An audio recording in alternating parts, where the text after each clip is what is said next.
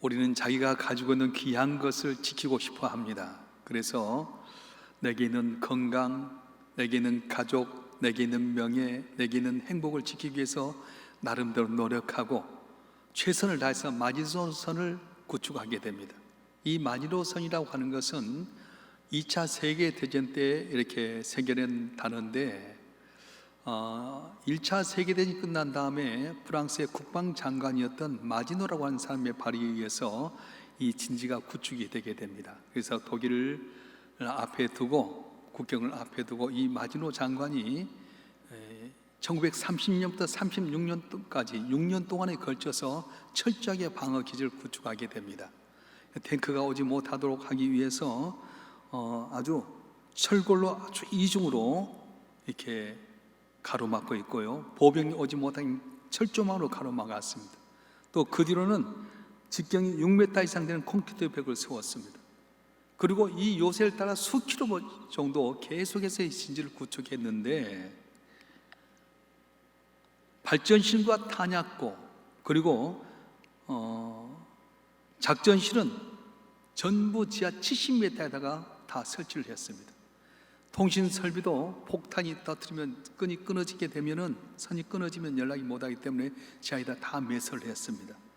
그 당시로는 난공불락의 요새와 같았습니다. 그런데 실제 2차 세계대전이 발병하면서 이 마지노선은 무용지물이 되고 말았어요. 왜냐하면 독일군이 그리 전진한 것이 아니라 바로 옆에 있는 벨기에와 룩셈부르크 지역으로 우회전해서 오다 보니까 마지노선은 한 번도 사용하지 못한 채 결국은 다 무너지고 말았던 것입니다.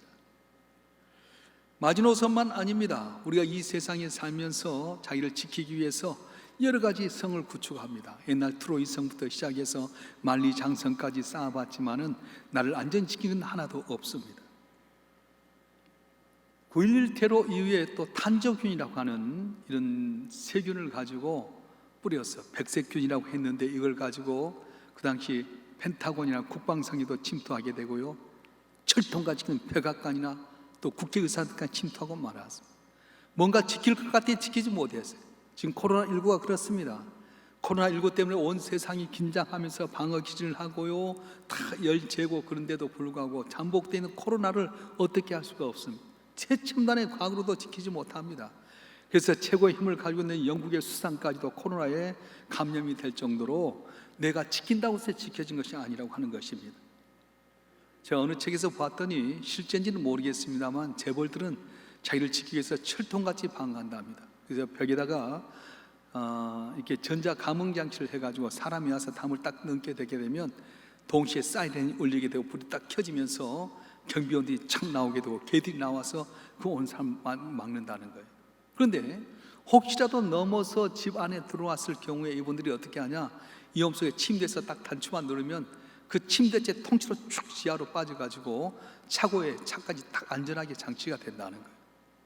최첨단의 장비로 남이 우리 집에 들어와서 나를 어렵게 할 때 막는다고 막아주는 겁니까? 과학적인 기술이 나를 막아주는 겁니까? 살금없이 죽음의 그림자를 어떻게 막습니까?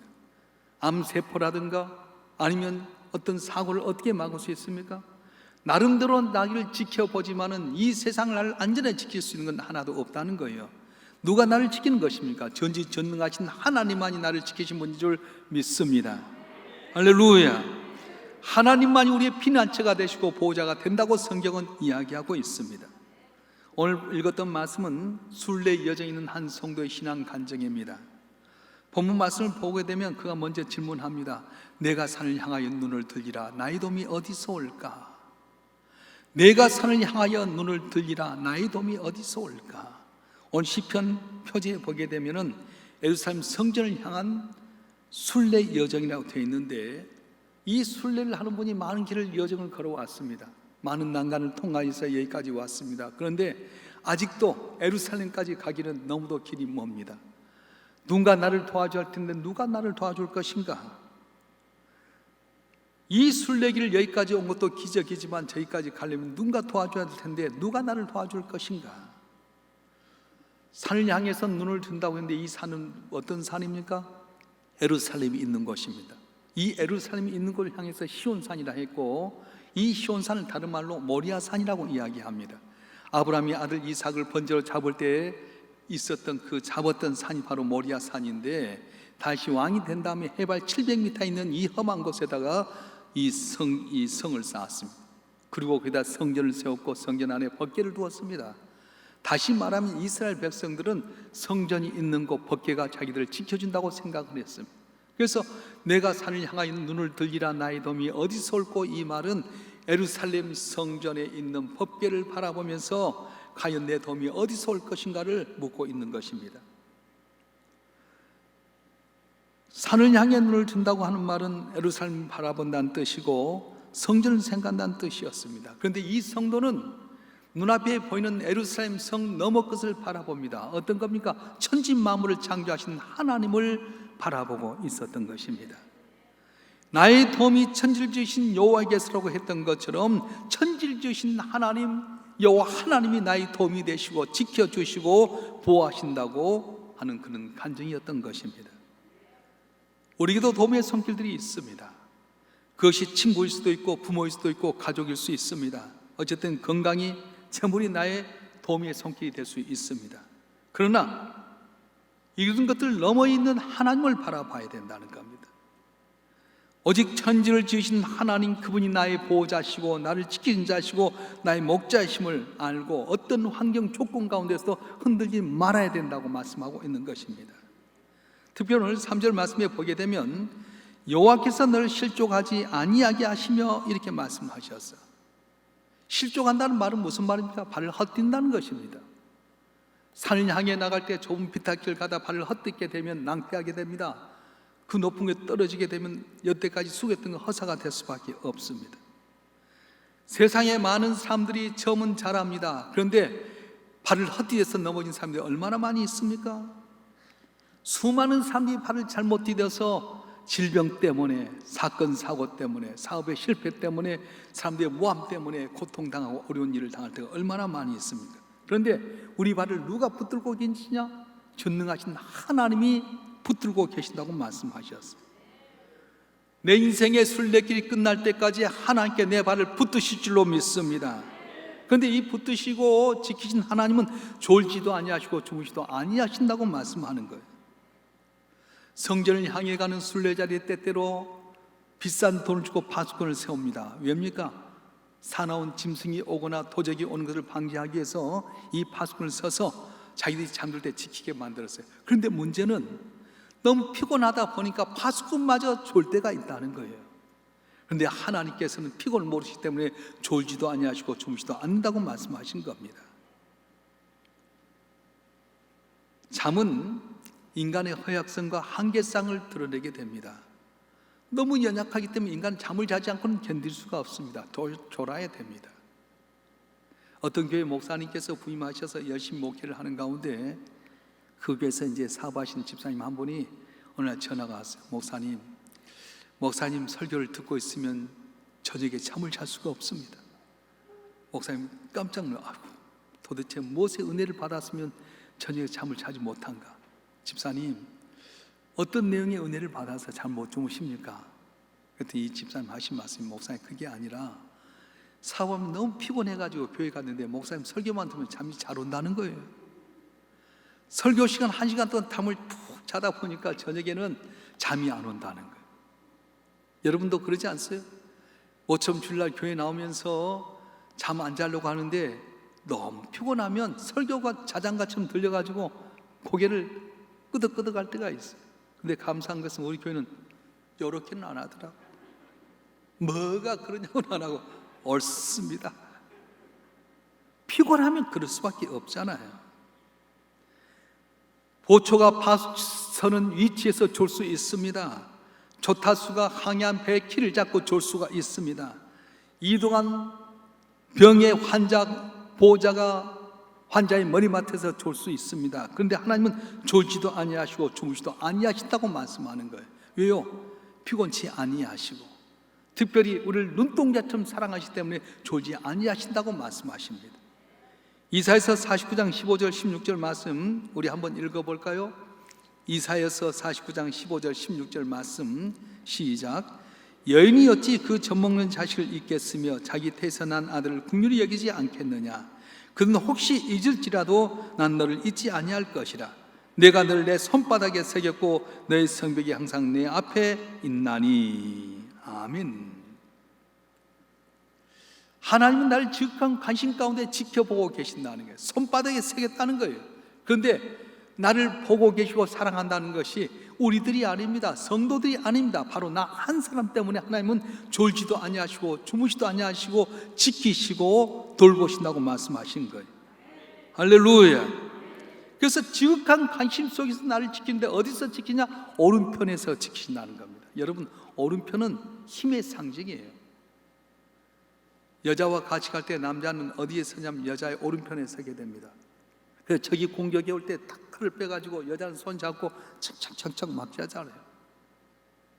하나님께 우리 오른편에 계신다고 하는 것은 힘의 근원이신 하나님께서 우리 오른편에서 그늘이 되어주신다 말씀합니다. 그늘이 뭡니까? 광야 생활 가운데 뜨거운 태양빛이 비춰지게 될 때 구름 하나 없으면 죽을 수밖에 없는데 오른편에서 그늘이 되어주신다. 뜨거운 태양빛을 막아주신다 말씀하는 겁니다. 사랑하는 성도 여러분, 순례길의 태양빛같이 내게 치명탈 있게 하는 여러 가지 것이 널려 있습니다. 교통사고의 위험이 널려 있고요, 질병의 위험이 있게 되고요, 파괴와 실패의 위험이 우리에게 있습니다. 그래서 우리가 가는 곳곳마다 지뢰밭인데 그걸 모를 때가 많다는 거예요. 우리 장로님 한 분 가운데 사업을 하신 분이 계시는데 장로님 뭘 하냐면 전기 개통의 일을 합니다. 전국을 다니면서 납품을 하게 되는데 장로님 그런 이야기 하시더라고요. 전기 개통 일을 하다 보니까 큰 기업 말고 보통 대부분의 사람들은 열악해가지고 물건을 많이 파는 게 중요한 것이 아니라 돈을 받을 걸 잘 알아서 줘야 된대요. 지뢰밭 같다 해요. 틀림없이 믿을 수 있다고 줬는데 뜯겨버리면 그것 때문에 마진 얼마 안 남는데 1억을 줘버리면 휘청한답니다. 그래서 사업할 때도 많이 파는 것이 중요한 것이 아니라 지뢰밭 같은 것을 잘 피하는 것, 그게 하나님의 은혜가 있어야 된다고 말씀하는 거예요. 할렐루야. 사업하는 여러분들 내 힘대로 내 방법대로 잘 된다고 방심하지 마세요. 내가 믿고 줬는데 그 지뢰밭같이 부도나게 되면 나도 무너질 수밖에 없지 않습니까? 제가 잘 아는 집사면 재작년에 물건을 다 준 7억이 부도가 나버렸어요. 7억이 나면 얼마나 힘듭니까? 그래도 이분이 다 어려운 건데 하나님 앞에 겸손히 기도하고 하나님을 의지했더니 지금 그거 다 회복이 됐다는 이야기를 들었습니다. 자, 그러면 우리 삶 가운데 하나님께 지키시는데 왜 믿는 성도들의 가정에 어려움이 있습니까? 저녁 예배 된다고 집을 비워두고 교회 나왔더니 그동안에 도둑이 와서 다 털어가 버렸어요. 어떤 가정의 자녀들이 좋지 못한 친구들을 만나서 부모의 속을 썩이기도 합니다. 어떤 젊은 사람은 불치의 질병이 다가올 때가 있습니다. 하나님이 우리를 지켜주시면 어떻게 이런 일이 있을 수 있는가? 졸지도 아니하시고 주무시도 아니하시고 실족지 않게 하시고 오른편에 그늘이 된다고 하는데 왜 예수 믿는 우리 삶 가운데 생각지 못한 질병이 오게 되고 가난이 오게 되고 내 자식이 속을 썩게 되는가? 예수 믿어도 세상에 살면서 고통도 당하고 사고도 당하고 어려움도 당하게 됩니다. 그런데 여전히 하나님 내 곁에 계셔서 환난을 명쾌하신다고 말씀하십니다. 단지 하나님의 뜻과 사람의 뜻이 다르기 때문에 그렇다는 거예요. 내가 예수님 잘 믿어도 사업이 어려울 수 있습니다. 생각지 못한 질병이 올 수 있고 내 자녀가 속상하게 할 수도 있습니다. 그런데도 불구하고 하나님 곁에서 지키신다는 거예요. 단지 하나님의 뜻과 우리의 뜻이 다르다는 거예요. 우리 한번 읽어볼까요? 이사야서 55장 8절부터 11절의 말씀.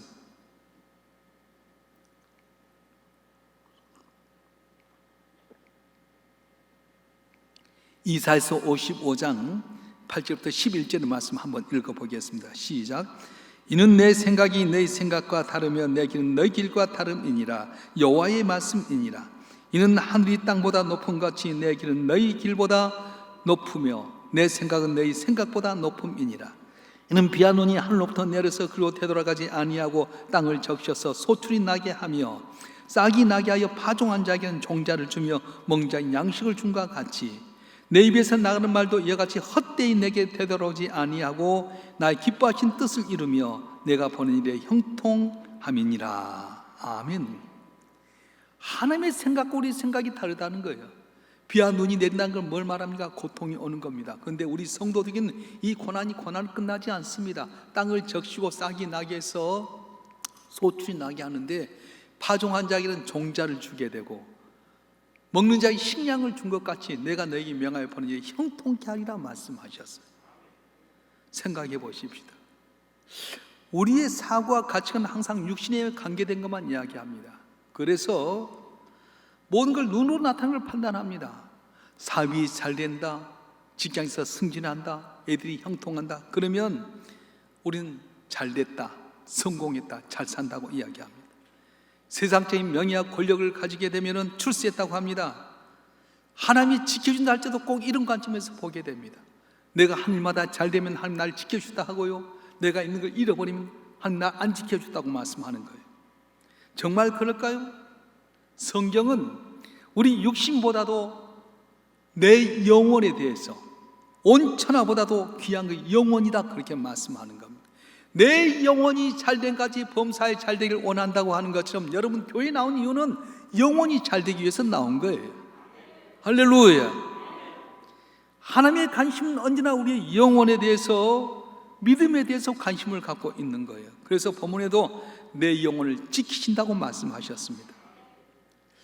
우리가 때로 손해를 보게 되고 어려움을 당하는 것은 하나님 지켜주시지 않았기 때문이 아닙니다. 하나님 더 큰 것을 얻도록 하기 위해서 내게 작은 것을 이렇게 손해나게 할 때가 있습니다. 더 중요한 것을 깨닫도록 하기 위해서 내게 있는 걸 잃어버리게 할 때가 있다는 거예요. 필요한 만큼의 어려움을 주셔서 영적으로 성장케 하고 더 나가서는 하나님의 큰 은혜의 세계로 인도해 나가는 거예요. 우리나라 교회들은 세계적인 교회가 많습니다. 순복음교도 세계적인 교회가 우리에게 있고요, 장로교도 세계적인 교회가 우리나라에 있고, 침례교도 세계적인 교회가 우리나라에 있고, 감리교도 우리나라에 최고 큰 교회가 있잖아요. 그런데 이 우리나라 최고 큰 세계적인 교회 가운데 목사님이 큰 설교하면서 간증을 하셨어요. 그 교회에 젊은 부부가 있었는데 얼마나 예수를 잘 믿는지요. 8남매를 자녀를 줬는데 다 얘들에게 교회 다니게 하고 몸부림쳐 예수를 믿게 하는데 남편이 30대 초반에 돌아가셨어요.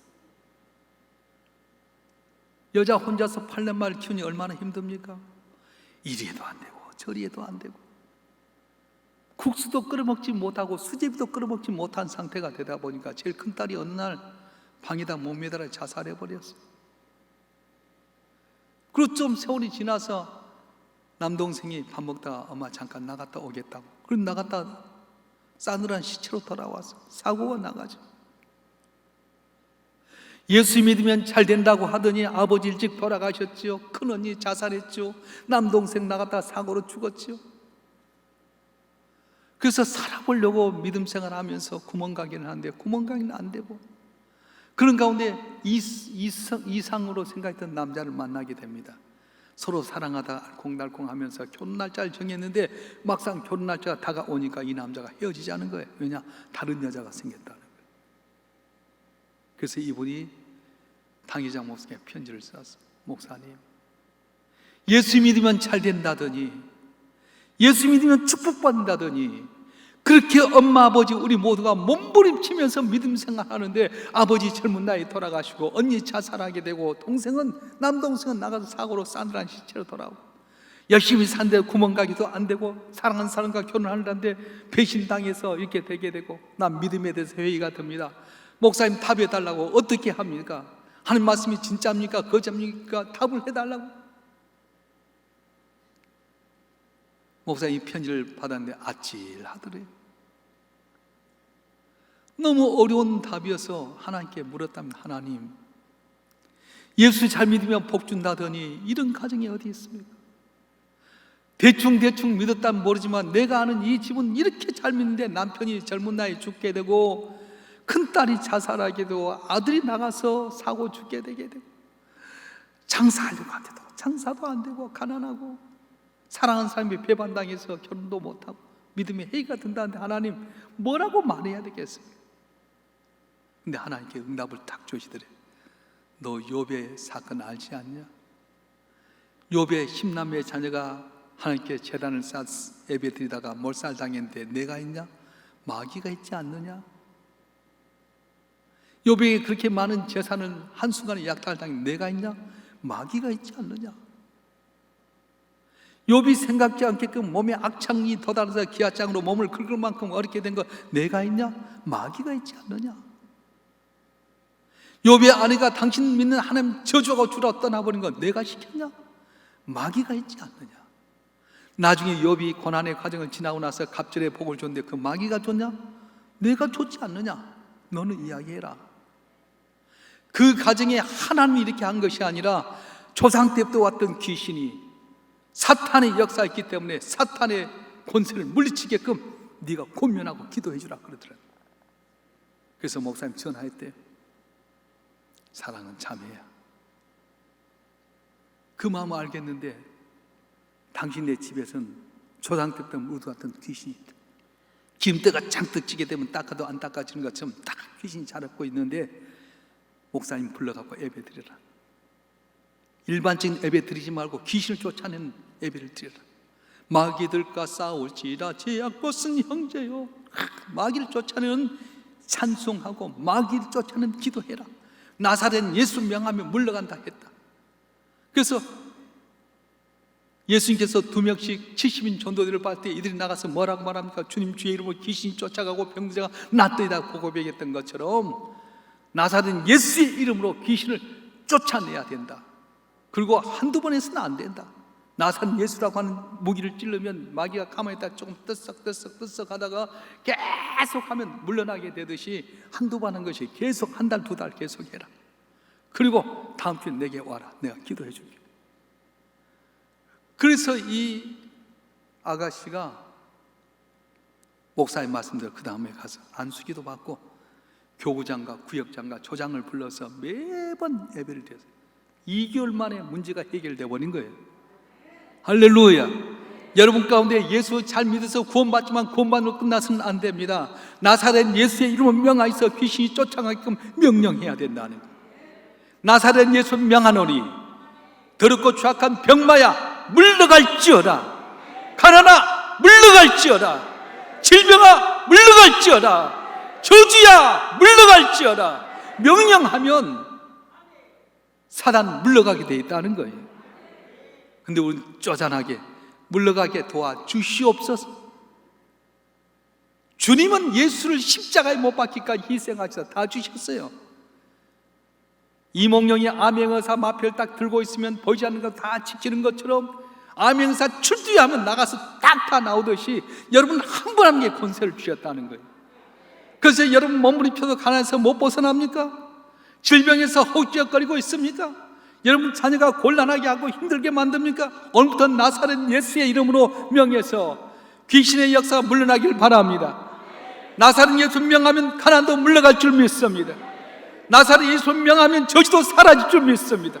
왜 우리가 안 되는 겁니까?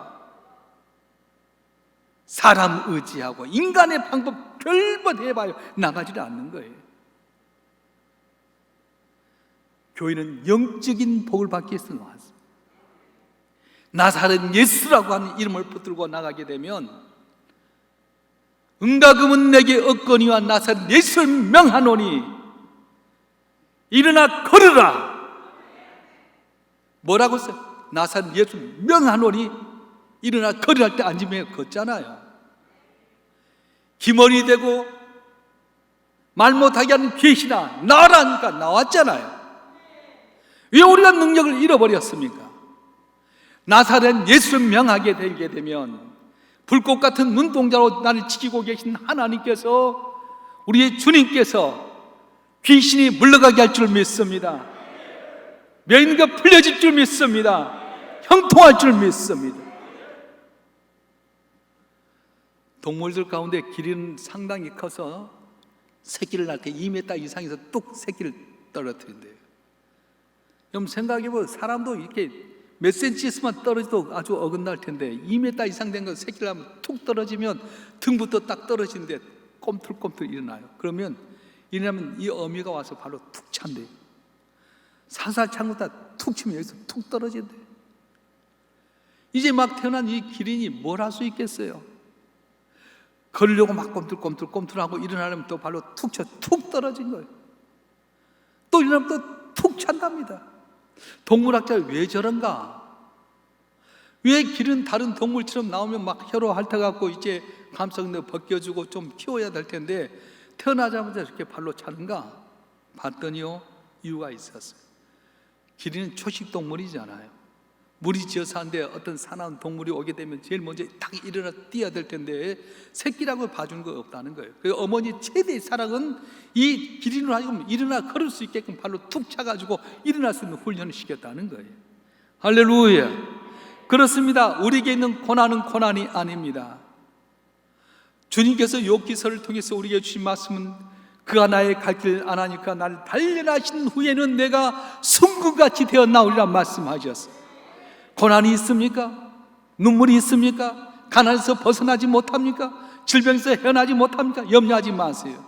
나를 위해서 아들 예수를 십자가에 못 박게 내어주신 하나님께서는 내 우편에서 그늘이 되어주시고 실족지 않게 붙들어 주시고 담을 넘게 하는 은혜를 주실 줄로 믿습니다. 많은 학자들이 이 시편 121편을 다윗이 진 걸로 이렇게 생각합니다. 그렇다면 한번 생각해 보십시다. 다윗이 얼마나 많은 환난을 당했습니까? 골리앗을 멀치고 민족의 영웅이 되었으면 잘 살아야 할 텐데 사울이 중요한 천천히요, 다윗이 중요한 만만이라 하면서 그때부터 고난당합니다. 집을 떠나서 다 동굴에 살아야 되고요, 들판에 살아야 되고요, 심지어 어디까지 가냐면 자기가 죽였던 골리앗의 고향인 가드까지 도망가게 됩니다. 어렵사하게 시글락이라는 성에 가서 거하게 되는데 이스라엘과 전쟁이 있다고 다윗과 그 600명의 군사를 부른 통에 아말렉 사람들이 와서 시글락성을 불태워버렸어요. 약탈해 갔습니다. 처자식 잡아갔습니다. 사무엘상 30장에 보면 다윗과 그의 다른 부하들이 울 기력이 없도록 울었다고 말씀합니다. 그런데 지나놓고 보니까 다윗이 깨달았어요. 이 모든 어려움 가운데서도 하나님 자기를 지키실 걸 깨달았어요. 어려움 당했지만 어려움이 다시도 해하지 못하게 만들었습니다. 어려움도 필요한 만큼만 어려움을 주셨어요. 자, 여러분 한 분 한 분 내가 감당치 못할 어려움이 있다고 생각하십니까? 아닙니다. 감당치 못할 시험은 주시지 않는다고 말씀하셨어요. 믿으시길 주님으로 축원합니다. 다윗에게 이런 어려움이 없었다면 이런 간증이 어디서 나오겠습니까? 사망의 음침한 골짜기에서 건져주시고요, 죽을 수밖에 없는 그런 것에서 하나님이 도우셨던 간증을 어디서 합니까? 이 고난의 과정을 통해서 그가 하나님께서 나를 도우셨다고, 실족지 않게 하셨다고, 지키셨다고, 오른편에 그늘이 되셨다고, 내 영혼을 지키시고 지금부터 영혼까지 내 집을 지키신다고 고백하게 되는 겁니다. 우리는 현재밖에 모르지만 하나님 미래를 알고 계십니다. 지금 여러분 하나님이 지키지 않는다고 불평하지만 하나님이 이 고난까지도 합력해서 이런 귀한 은혜를 주실 줄 믿습니다. 요셉이 17살 나이에 형들에서 애굽 땅에 팔려갑니다. 많은 사람들은 그때 하나님이 뭘 하고 계시냐고 할지 모르겠어요. 억울한 놈이 쓰고 감옥에 갇혔을 때 하나님이 왜 그때 요셉과 함께 아니하셨냐고 할지 모르겠어요. 그런데 하나님이 안 계셨습니까? 하나님은 요셉이 모든 가정 속에 함께 계셨습니다. 불꽃 같은 눈동자로 지켜보셨습니다. 그리고 인간의 생각과 전혀 다르게 하나님의 방법대로 아브라함에게 이삭이 야곱에게 약속한 대로 이 요셉이 국무총리가 돼서 애굽 땅 가장 좋은 삼각지 있는 고센 땅에서 70명의 야곱의 가족이 번창하게끔 그렇게 만드시고자 하는 계획이 있었다고 하는 것입니다. 예수 믿는다고 해서 세상에 여러 가지 고통과 괴로움을 당하지 않는 건 아닙니다. 그런데 그 모든 것 하나하나 가운데 하나님의 사랑이 있고 관심이 있고 지키심이 있다고 말씀하는 겁니다. 할렐루야. 요한복음 10장에 보게 되면 예수님 말씀하십니다. 세상에 그 누구도 내 백성을 아버지의 손에 빼앗을 자가 없다고 말하게 되고요, 내 손에서 빼앗을 자가 없다고 말씀하셨어요. 지금 우리가 코로나에 노출되게 되고요, 폭우나 폭염에 의해서 어려움 당하게 되고 경제 위기가 있지만은 이 과정 속에 하나님께서 불꽃 같은 눈동자를 지키고 있는 줄 믿으시길 바랍니다. 그래서 마침내 이 고난의 과정을 통해서 우리를 어떻게 하시냐? 준 영광 나타내게 하신다는 거예요. 욥기 23장에 있는 말씀처럼 그가 나의 갈 길을 아시나니 그가 나를 단련하신 후에는 내가 순금같이 되어나리라 했던 것처럼 내 인생의 모든 건 하나님 손 안에 있는 것입니다. 이중 삼중으로 철저히 보호해 주신 겁니다. 그래서 사도 바울이 고백했던 것처럼 합력하여 서로시다 하나님께서 날 지키시다는 믿음 안에 흔들리지 아니하면 이 고난의 잔을 넘게 만드시고 마침내 승리하는 귀한 은혜를 주실 줄로 믿습니다. 너는 마음을 강하고 담대하라. 두려워하며 놀라지 말아라. 내가 모세와 함께 있던 같이 너와 함께 하겠고 네 발바닥으로 밟은 건 다 내게 주노라 했던 것처럼 내 삶의 현장 가운데 두려움과 떨림과 어려움이 있으려 낙심하지 마세요. 주님이 불꽃 같은 눈동이 안을 지키심을 믿고 담대한 믿음으로 주 앞에 의지하며 살아가실 주님을 축원합니다. 그럴 때 이 다음을 넘게 하실 것이고 여러분 삶을 통해 간증하는 귀한 은혜를 베풀어 주실 것입니다. 주실 것입니다. 기도하겠습니다. 인간의 생사복을 주장하신 전능하신 아버지 하나님, 눈앞에 보이는 것 때문에 절망하고 낙심하고 좌절했던 우리의 모습을 고백합니다. 내게 좋은 걸 지키길 원하지만 무엇도 나를 지킬 수가 없습니다. 내 방패 산성 대신 하나님만이 우리를 지키실 분인 줄 믿사온즉 오직 주님만 바라보는 저희가 되게 도와주시옵소서. 낙심하고 절망하지 말게 하여 주시고 나사렛 예수로 명하여서 귀신 물러나게 도와주시옵소서. 나사렛 예수로 명하여서 가난도 물러가게 하시고 저주도 물러가게 하시고 나사렛 예수로 말미암아 승리하는 한 분 한 분 되게 도와주시옵소서.